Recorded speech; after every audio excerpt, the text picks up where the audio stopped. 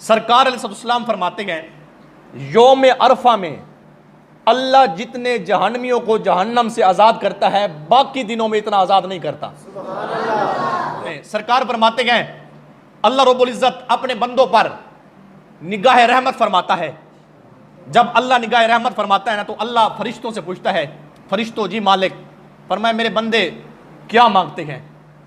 تو فرشتے عرض کرتے ہیں مالک یہ تجھ سے اپنے گناہوں کی معافی مانگتے ہیں۔ اللہ فرماتا ہے گواہ رہنا میں نے سب کے سارے گناہوں کو معاف فرما دیا۔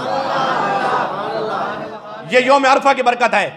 اور سنیے آقا علیہ السلام فرماتے ہیں یوم عرفہ کے دن جو دعا کی جائے نا اللہ اس دعا کو بھی رد نہیں فرماتا۔ آقا فرماتے ہیں جو بندہ یوم عرفہ کا روزہ رکھتا ہے اللہ اس بندے کے 2 سال کے گناہ معاف فرماتا ہے۔ کون کون سے؟